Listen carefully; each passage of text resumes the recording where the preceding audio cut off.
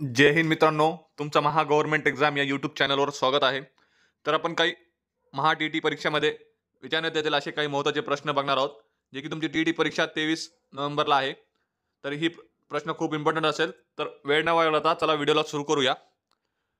पहिला प्रश्न आहे मित्रांनो, पहिले क्रमांक असा दिलेला आहे 131. हा मुळे कारण इथून पाठीमागे काही प्रश्न घेण्यात आलेले आहे. जे कोणाला ते प्रश्न पाहिजे असेल ते व्हिडिओच्या प्लेलिस्टमध्ये जाऊन ते प्रश्न पाहू शकतात किंवा व्हॉट्सअप करा. हा नंबरवर तुम्हाला प्ले लिस्ट भेटून जाईल. 70 66 19 32 38. तर वेळ न घालवता चला सुरू करूया. पहिला प्रश्न आहे, दार्जिलिंग हे थंड हवेचे ठिकाण खालीलपैकी कोणत्या राज्यात आहे? दार्जिलिंग हे थंड हवेचे ठिकाण कोणत्या राज्यात आहे? तर ते आहे पश्चिम बंगाल या राज्यात. ऑप्शन क्रमांक पहिला याचा करेक्ट आन्सर असेल. पुढचा प्रश्न, कालिंग प्रदेश हे कोणत्या राज्याचे ऐतिहासिक नाव आहे? कालिंग प्रदेश हे कोणत्या राज्याचे ऐतिहासिक नाव आहे?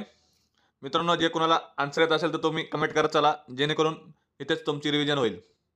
तर याचं उत्तर असेल पर्याय क्रमांक 2 ओडिसा. पुढचा प्रश्न, भारतातील डॅश या राज्यात सर्वात जास्त रबरेचे उत्पादन होते? कोणतं राज्य आहे ज्यात सर्वात जास्त रबरेचे उत्पादन होते भारतातील?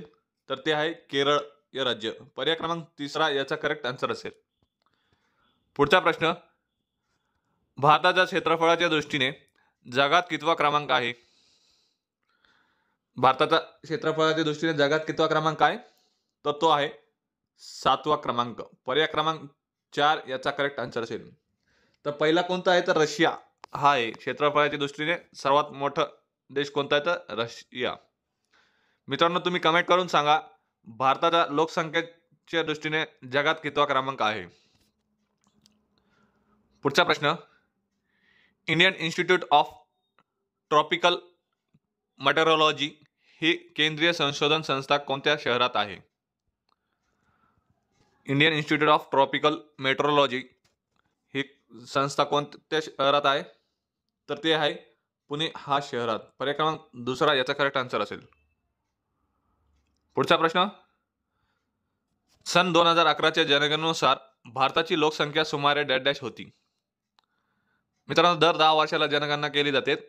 तर सध्या 2011चेच आकडेवारी आपल्याला पाठ करून ठेवायची आहे, जे की 2021चे सध्या आलेले नाही. तर सन 2011च्या जनगणनेनुसार भारताच्या लोकसंख्या सुमारे डॅश होती. किती होती? तर ते होती 121 कोटी. पर्याय क्रमांक तिसरा याचा करेक्ट आन्सर असेल. पुढचा प्रश्न, महाराष्ट्रातील दुसऱ्या क्रमांकाचे उंच शिखर कोणते आहे? महाराष्ट्रातील दुसऱ्या क्रमांकाचे उंच शिखर कोणते आहे?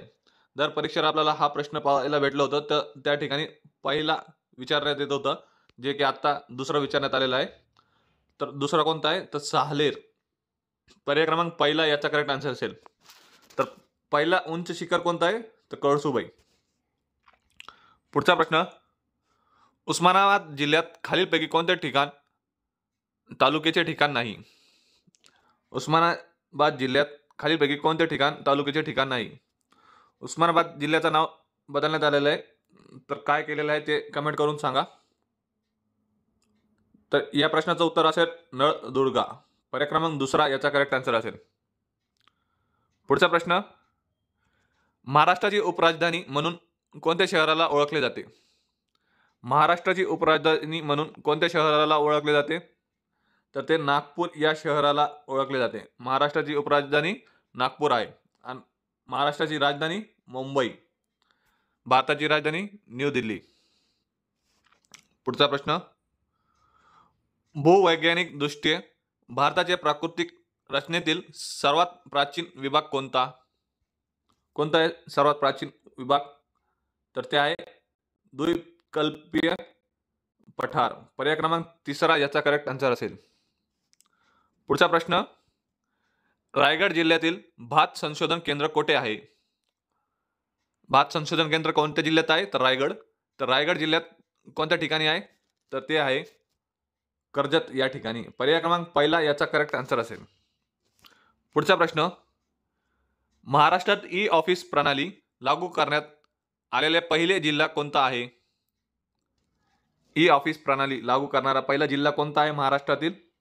तर तो आहे सिंधुदुर्ग जिल्हा. पर्याय क्रमांक 3 याचा करेक्ट आन्सर असेल. पुढचा प्रश्न, महाराष्ट्रातील औद्योगिक विकास महामंडळाचे MIDC मुख्यालय कुठे आहे? MIDCचं मुख्यालय कोणत्या ठिकाणी आहे? तर ते आहे मुंबई या ठिकाणी. पर्याय क्रमांक 4 याचा करेक्ट आन्सर असेल. पुढचा प्रश्न, भारतासाठी वसाहती स्वराज्याची मागणी 1905 साली कोणी केली? कोणत्या समाज सुधारकांनी केली होती? तर ते करण्यात आली होती नामदार गोखले. पर्याय क्रमांक 2 याचा करेक्ट आन्सर असेल. पुढचा प्रश्न, भारताच्या कोणत्या राज्यात कोळी समाजाची वस्ती मोठ्या प्रमाणात आहे? कोणत्या राज्यात कोळी समाजाची वस्ती मोठ्या प्रमाणात आहे भारतात? तर ते आहे महाराष्ट्र या राज्यात. पर्याय क्रमांक 1 याचा करेक्ट आन्सर असेल. Thank you friends. जर व्हिडिओ आवडला असेल तर लाईक करा, शेअर करा. असेच प्रश्न पाहण्यासाठी चॅनलला सबस्क्राईब करा. Thank you so much.